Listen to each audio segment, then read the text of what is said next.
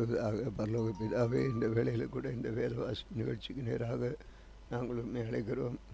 தேவன் நீர் எங்களோடு கிரியை செய்யும்படி உண்மை நோக்கி பார்க்குறோம். ஆண்டவரே, பரிசுத்தாவியானவர் வேதவாசி நிகழ்ச்சி எங்களுக்கு ஆசிரித்து அறிவீராக.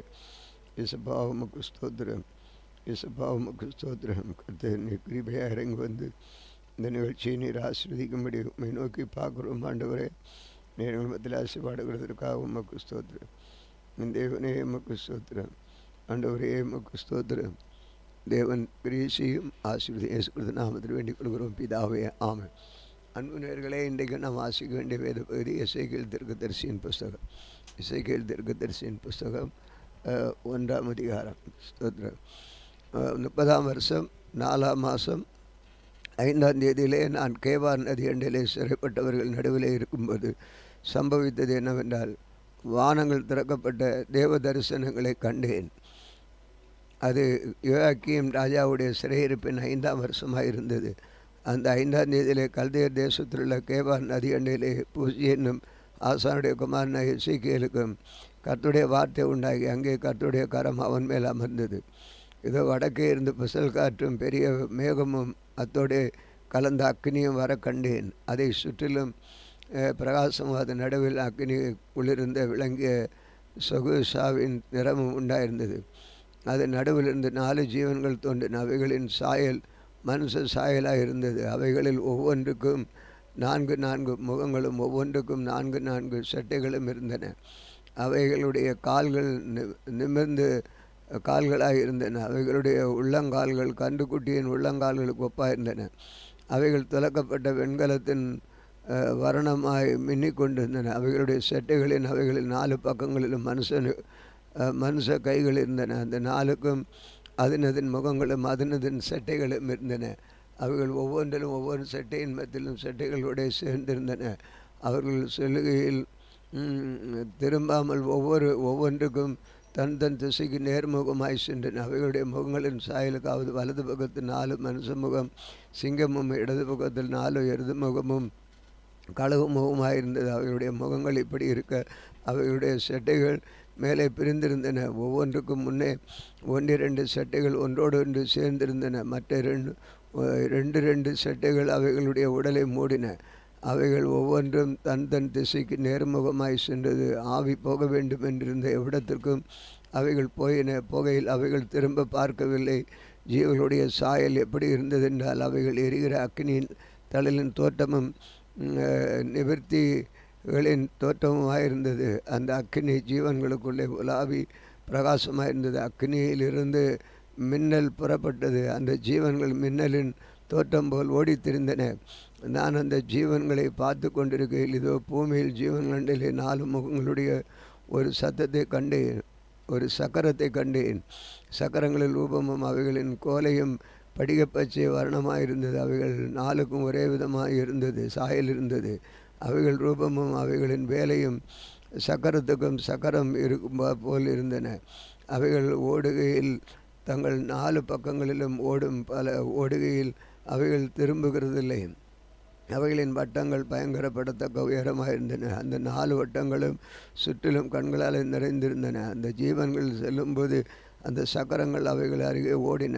அந்த ஜீவன்கள் பூமியிலிருந்து எழும்பும்போது சக்கரத்துக்குள்ளே எழும்பின. ஆவி போக வேண்டும் என்றிருந்த எவ்விடத்திற்கும் அவைகள் போயின. அவ்விடத்துக்கும் அவைகளின் ஆவியும் போக வேண்டும் என்றிருந்து சக்கரங்களோடு அவைகளில் அருகே எழும்பின. ஜீவனுடைய ஆவி சக்கரங்களில் இருந்து அவைகளை செல்லும் பொழுது இவைகளும் சென்றன. அவைகள் நிற்கும் போது இவைகளுக்கும் நின்றன. இவைகள் பூமியிலிருந்து எழும்பும்போது சக்கரங்களும் அவர்கள் அருகே எழும்பின. ஜீவனுடைய ஆவி சக்கரங்களில் இருந்தது. ஜீவனுடைய தலைகளின் மேல் பிரமிக்கத்தக்க வச்சிரப்பிரகாரமான ஒரு மண்டலம் இருந்தது. அது அவைகளுடைய தலைகளின் மேல் உயர விரிந்திருந்தது. மண்டலத்தின் கீழ் அவைகளுடைய சட்டைகளில் ஒன்றுக்கொன்று எதிர் நேராக விரித்திருந்தால் தங்கள் உடல்களை மூடிக்கொள்ளுகிற 2 சட்டைகள் இரு பக்கத்திலும் இருக்கிற ஒவ்வொன்றுக்கும் இருக்கிறன. அவைகள் செல்லும்போது அவைகளுடைய சட்டைகளின் இரைச்சல்களை கேட்டேன். அது பெருவெள்ளத்தின் இரைச்சல் போலவும் சர்வர்களுடைய சத்தம் போலவும் இது இராணுவத்தின் இரைச்சலுக்கு ஒத்த ஆரவாரத்தின் சத்தம் போல் இருந்தது. அவர்கள் நிற்கும்போது தங்கள் சட்டைகளை தளர விட்டிருந்தார்கள். அவர்கள் நின்று தங்கள் சட்டைகளை தளர விட்டிருக்கிறபடியால் அவைகளுடைய தலைகளுக்கு மேலே வானமண்டலத்தின் ஒரு சத்தம் பிறந்தது. அவைகளின் தலைகளுக்கு மேலுள்ள மண்டலத்தின் மேல் நீலத்திரம் போல் விளங்கும் ஒரு சிங்காசனத்தின் சாயலும், அந்த சிங்காசனத்தின் சாயலும் மனுஷ சாயலுக்கு ஒத்த ஒரு சாயலும் இருந்தது. அவருடைய இடுப்பாக காணப்பட்டது. மேலெல்லாம் உட்புறம் சுற்றிலும் அக்னிமயமான சொகுசாவின் நெருக்கமாக இருக்க கண்டேன். அவருடைய இடுப்பாக காணப்பட்டது முதல் கீழெல்லாம் அக்னிமயமாகவும் அதை சுற்றிலும் பிரகாசமாகவும் இருக்க கண்டேன். மழை பெய்யும் நாளிலே மேகத்தில் வானவெளியில் எப்படி காணப்படுகிறதோ அப்படியே சுற்றிலும் அந்த பிரகாரமாக காணப்பட்டது. இதுவே கர்த்தர் மேகம் மகிமை சாயலுக்கு உரிய தரிசனமாக இருந்தது. அதை நான் கண்ட பொழுது முகங்குப்புற விழுந்தேன். அப்பொழுதும் பேசுகிற ஒரு இடத்தை சத்தத்தை கேட்டேன். அதிகாரம் 2. அவர் என்னை நோக்கி, மனுபுத்திரனே, உன் கால் ஊன்றி நில், உன்னுடனே பேசுவேன் என்றார். இப்படி அவர் என்னுடைய பேசும் பொழுது ஆவி எனக்குள் வந்து என்னை காலூன்றி நிற்கும்படி செய்தது. அப்பொழுது அவர் என்னுடைய பேசுகிற சத்தத்தை கேட்டேன். அவர் என்னை நோக்கி, மனுபுத்திரனே, எனக்கு விரோதமாக எழும்பின கலகக்காரர்கள் ஜாதியாகிய இஸ்ரவேல் புத்திரிடத்திற்கு நான் உன்னை அனுப்புகிறேன். அவர்களும் அவர்கள் பிதாக்களும் இந்த நாள் வரை எனக்கு விரோதமாய் துரோகம் செய்தார்கள். அவர்கள் கடின முகம், முரட்டாட்டமுள்ள இருதயமுள்ள புத்திர அவர்களிடத்திற்கு நான் உன்னை அனுப்புகிறேன். கர்த்தராகிய ஆண்டவர் இன்னென்னதை உரைக்கிறார் என்று அவர்களுடைய சொல்லு. கலக வீட்டாரை அவர்கள் கேட்டாலும் சரி கேளாவிட்டாலும் சரி தங்களுக்கு உள்ள ஒரு நல்ல ஒரு தீர்க்கதரிசி உண்டாகிறது என்பதை அவர் அறிய வேண்டும். மனுபுத்திரனே, நீ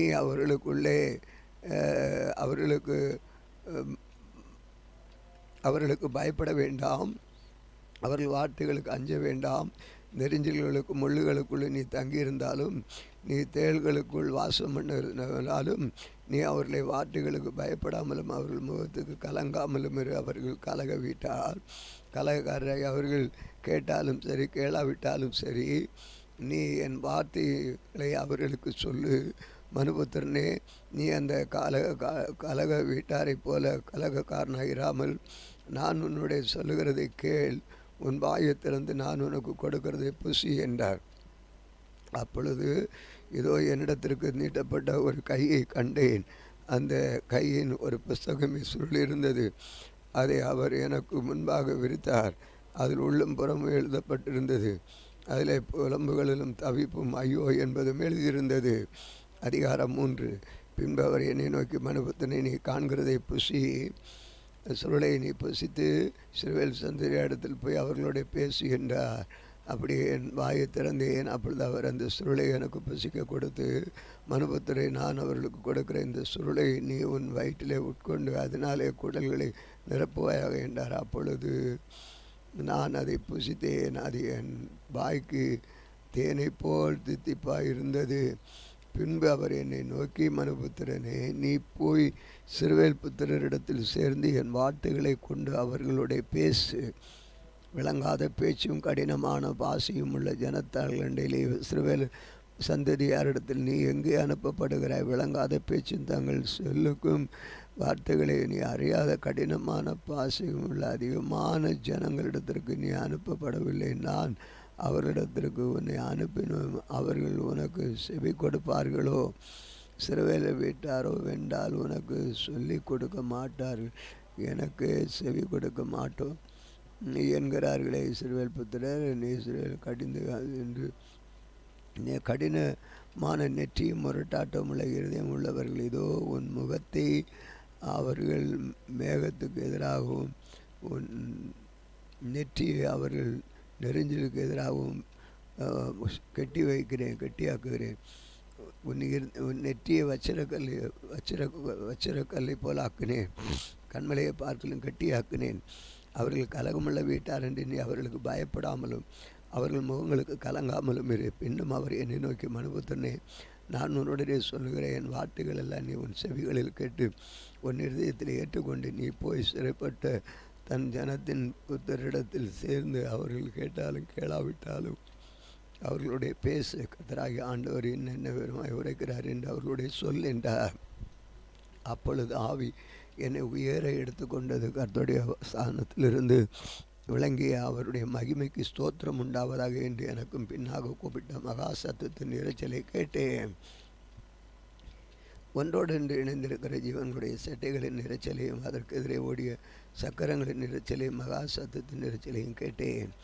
ஆவி என்னை உயர எடுத்துக்கொண்டது. நான் என் ஆவியின் உக்கிரகத்திலே மனசு நொந்து போனேன். ஆனாலும் கர்த்தருடைய கரம் என் மேல் இருந்தது. கேவார் நதி அண்டிலே தெலாபிலே தாவரிக்கிற சிறைப்பட்டவர்களிடத்தில் நின்று நான் வந்து அவர்கள் தாவரிக்கிற ஸ்தலத்திலே தாபரித்து 7 நாள் அவர்கள் நடுவில் பிரிந்தவனாய் தங்கினேன். 7ஆம் நாள் முடிந்த பின்பு கர்த்தருடைய வார்த்தை எனக்கு உண்டாகி, மனுபுத்திரனே, உன்னை இஸ்ரவேல் வம்சத்தாருக்கு காவலாளனாக வைத்தேன். நீ என் வாயினால் வார்த்தையை கேட்டு என் நாமத்தினாலே அவர்களை எச்சரிப்பாயாக. சாகவே சாவாய் என்று நான் துன்மார்க்கனுக்கு சொல்லுகிறேன். நீ உன் துன்மார்க்கனை தன் துன்மார்க்கமான வழியில் இராதபடி எச்சரிக்கும்படியாக அவனை உயிரோடு காக்கும்படியாகவும் அதை அவனுக்கு சொல்லாமலும் அதை அவனுக்கு எச்சரிக்காமலும் இருந்தால் அந்த துன்மார்க்கம் தன் மார்க்கத்திலே சாவான். அவன் இரத்தப்பழியோ உன் கையிலே கேட்பேன். நீ துன்மார்க்கனை எச்சரித்தும் அவன் துன்மார்க்கத்தையும் தன் ஆகாத வழியையும் விட்டு திரும்பாமற் போவானால் அவன் தன் துன்பமாகத்தான் ஆத்மாவை தப்புவிப்பான். நீதிக்கு அப்படியே நீதிமான் தன் நீதியை விட்டு திரும்பி நீதிகேடு செய்யும்போது நான் அவனுக்கு முன்பாக இடலை வைக்கும்போது அவன் சாவான். நீ அவனை எச்சரிக்கை அப்படினால் அவன் தன் பாவத்திலே சாவான். அவன் செய்த நீதிகள் நிலைக்கப்படுவதில்லை. அவனுடைய இரத்த பழியை உன் கையில் கேட்பேன். நீதிமான் பாவம் செய்யாதபடி நீ நீதிமானை எச்சரித்த பின்பு அவன் பாவம் செய்யாவிட்டால் அவன் பிழைக்கவே பிழைப்பான். அவன் எச்சரிக்கப்பட்டான். நீ உன் ஆத்மாவை தப்புவித்தாய் என்றார். அவ்விடத்தில் கர்த்தருடைய கரம் என் மேல் அமர்ந்தது. அவர் என் எழுந்திருந்து பள்ளத்தாக்குக்கு புறப்பட்டு போக அங்கே உன்னுடைய பேசுவேன் என்றார். அப்படியே நான் எழுந்திருந்து பள்ளத்தாக்குக்கு புறப்பட்டு போனேன். இதோ கேபார் நதி அண்டையிலே நான் கண்ட மகிமைக்கு சரியாக அங்கே கர்த்தருடைய மகிமை விளங்கினது. அப்பொழுது நான் முகங்குப்புற விழுந்தேன். உடனே ஆவி எனக்குள் புகுந்து என்னை காணும் திரும்பும்படி நிற்கும்படி ஒரு புகுந்த என்னை கால் ஊன்றி நிற்கும்படி செய்தது. அப்பொழுது அவர் என்னை பேசி, நீ போய் உன் வீட்டுக்குள்ளே உன்னை அடைத்து கொண்டிரு. இதோ மனுபுத்திரன் உன்மேல் கயிறுகளை போட்டு அவைகளால் உன்னை கட்டப்போகிறார்கள். ஆகையால் நீ இவர்களுக்குள்ளே போக வேண்டாம். நான் உன் நாவை உன்மேல் வாயோடு ஒட்டி கொள்ளும் வண்ணமும் பண்ணுவேன். நீர் அவர்களை கடிந்து கொள்ளுவனாயிராமல் ஊமையனாக இருப்பாய். அவர்கள் கலக வீட்டார். நான் உன்னோட பேசும் பொழுது உன் வாயை திறப்பேன். அப்பொழுது நீ கர்த்தராகிய ஆண்டவர் என்னதை உரைத்தார் என்று அவர்களுடைய சொல்வாய். கேட்கிறவன் காதுள்ளவன் கேட்க கடவன் கேட்கட்டும், கேளாதவன் கேளாதிருக்கட்டும். அவர்கள் கலக வீட்டார். அதிகாரம் 4. மனுபுத்திரனே, ஒரு செங்கலை எடுத்து அதை உனக்கு முன்பாக அதன் மேல் எருசலேம் வைத்து நாமத்தை வரைந்து அதற்கு விரோதமாக முட்டுகை போட்டு அதற்கு விரோதமாக கொத்தளங்களை கட்டி அதற்கு விரோதமாக மண்மேடுகளை அதற்கு விரோதமாக இராணுவங்களை நிறுத்தி சுற்றிலும் அதற்கு விரோதமாக மதில் இடும்படி பக்தி யந்திரங்களை வை. மேலும் நீ ஒரு இருப்பு சட்டியை வாங்கி நீ அதை உனக்கும் நகரத்திற்கும் நடுவாக இருப்பு கராவாக்கி அது முற்றுகையிடப்பட்டு கிடக்கும்படியாக உன் முகத்தை அதற்கு நேராக திருப்பி அதை முற்றுகை போட்டிருக்கிற இது இஸ்ரவேல் வம்சத்தாருக்கு அடையாளம். நீ உன் இடப்பக்கமாய் ஒரு கழித்து படுத்து அதன் மேல் இஸ்ரவேல் வம்சத்தாரின் அக்கிரமத்தை சுமந்து கொள். நீ அந்த பக்கமாய் ஒரு கழித்து படுத்திருக்கும் நாட்களில் இலக்கத்தின்படி அவருடைய அக்கிரமத்தை அவர்கள் சுமப்பார்கள். கர்த்தருடைய அக்கிரமத்தின் வருஷங்களை உனக்கு நாட்கணக்கானதால் என்னை கட்டளையிடும் 390 நாள் வரையில் நீ எங்கள் இஸ்ரவேல் வம்சத்தாரின் அக்கிரமத்தை சுமக்க வேண்டும். நீ அவைகளை நிறைவேற்றின பின்பு மனுஷருடைய மறுபடியும் அவர்கள் வலது பக்கமாக வந்து கர்த்தர் வம்சத்தாரின் அக்கிரமத்தை 40 நாள் வரைக்கும் வேண்டும் என்று வருஷத்து பதிலாக ஒவ்வொரு நாளை உனக்கு கட்டளையிட்டேன். நீ இஸ்ரவேலின் முற்றுகைக்கு நேராக திரும்பிய முகமும் திறந்த புயமும் இருந்து அதற்கு உலகமாய் தீர்க்க தரிசனம் சொல்லு. இதோ நீ அதை முற்றுகை போடும் நாட்களில் நிறைவேற்றப்படும் பக்கத்துக்கு மறைவுக்கும் மறுபக்கத்தில் புரளக்கூடாதபடி உன் கயிறுகளால் கட்டுவேன்.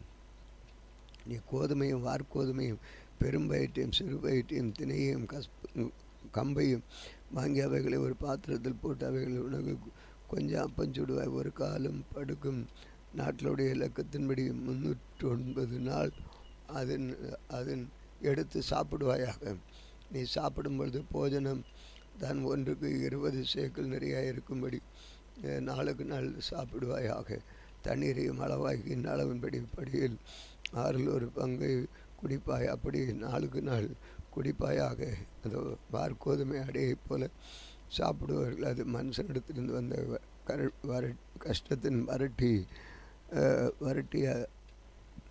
வறட்டிகளால் அவர்கள் கண்களுக்கு முன்பாக சுடப்படுவதாக. அதற்கு ஒத்தபடி இஸ்ரவேல் புத்திரர் தன் அவர்களை துரத்துகிற புறஜாதிகளில் தங்கள் அப்பத்தை தீட்டுள்ளதாக சாப்பிடுவார்கள் என்று கர்த்தர் சொன்னார். அப்பொழுது நான் கர்த்தராகிய ஆண்டவருடைய இதோ என் ஆத்ம திடப்படவில்லை, தானாய் செத்ததையாவது பேருண்டதையாவது நான் என் சிறு வயது முதல் இதுவரையிலும் சாப்பிட்டதில்லை. அருவருப்பான இந்த இறைச்சியின் எனக்குள்ளது மேல்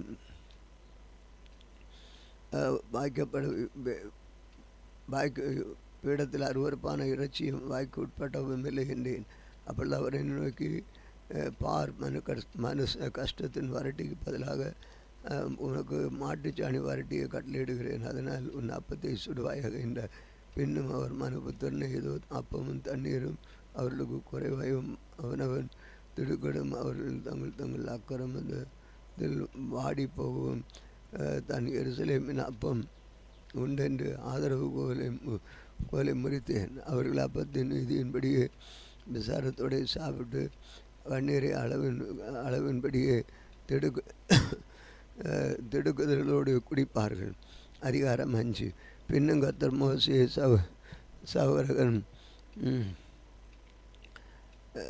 சவரகன் கத்தியை கற்கான கத்தியை வாங்கி அதனாலே உன் தலையும் உன் தாடியும் சிதைத்து கொண்டு பின்பு நிற்கும் தராசை எடுத்து அதை மயிரை பங்கிட கடவாய். 1/3 பங்கு எடுத்து முற்றுகை போடும் நாட்கள் நிறைவேறும்போது நகரத்தின் நடுவில் அக்கினியால் சுட்டரித்து 1/3 பங்கு எடுத்து அதை சுற்றிலும் கத்தியாலே வெட்டி 1/3 பங்கு எடுத்து காற்றிலே தூற்ற கடவாய். அவைகளின் பின்னாக நான் பட்டயத்தை உருவேன். அதில் கொஞ்சம் மாத்திரம் எடுத்து அதை உன் வஸ்திர தோப்புகளிலே முடித்து வைப்பாயாக. பின்னும் அதில் கொஞ்சம் எடுத்து அதை தீர்வின் நடுவில் எரித்து அதை அக்கினியால் சுட்டரிப்பாயாக. இது அதிலிருந்து இஸ்ரவேல் புத்திரருக்கு இஸ்ரவேல் வம்சத்தார் அனைவருக்கும் விரோதமாக அக்கினி புறப்படும். கர்த்தராகிய ஆண்டவர் சொல்லுகிறது என்னவென்றால், இதுவே எருசலேம் புறஜாதிகள் நடுவே நான் அதை வைத்தேன். அதை சுற்றிலும் தேசங்கள் இருந்தன. அது புறஜாதிகளை பார்க்கலும் என் நியாயங்களையும் என்னை சுற்றிலும் தன்னை சுற்றிலும் இருக்கிற தேசங்களை பார்க்கலும் என் கட்டளைகளை அக்கிரமமாக மாற்றி போட்டது. அவர்கள் என் நியாயங்களை வெறுத்து என் கட்டளைகளை நடவாமற் போனார்கள். ஆகையால் கர்த்தராகிய ஆண்டவர் சொல்லுகிறது என்னவென்றால், உங்களை சுற்றிலும் இருக்கிற புறஜாதிகளிலும் ஆசாரிகளாகிய நீங்கள்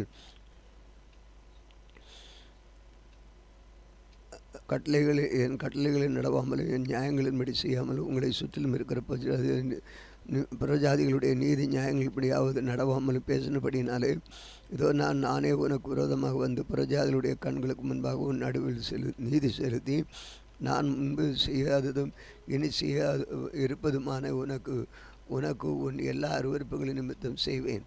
அதில் உன் நடுவில் பிதாக்கள் பிள்ளைகளை தின்பார்கள், பிள்ளைகள் பிதாக்களை தின்பார்கள். நான் உன்னில் நீதி செலுத்தி உன்னில் மீதியாக இருப்பவர்களை எல்லாம் சகல திசைகளிலும் சிதறடிக்க பண்ணுவேன் என்று கர்த்தராகிய ஆண்டவர் சொல்லுகிறார்.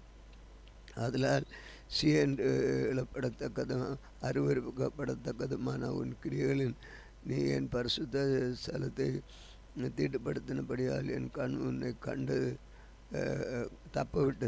உன்னை தப்ப விட்டது. நான் உன்னை குறுகி போக பண்ணுவேன். நான் இறங்க மாட்டேன். இதோ நான் இதோ என் ஜீவனை கொண்டு சொல்லுகிறேன் என்று கர்த்தராகிய ஆண்டவர் உரைக்கிறார். உன்னிலே 1/3 கொள்ளை நோயால் சாவார்கள், பஞ்சத்தாலும் உன் நடுவிலும் அடைந்து போவார்கள். 1/3 உன்னை சுற்றிலும் இருக்கிற பட்டணத்தை வெட்டுண்டு விடுபடுவார்கள். 1/3 நான் சகல திசைகளில் செதறி போக பண்ணி அவர்கள் பின்னே பட்டயத்தை உருவேன்.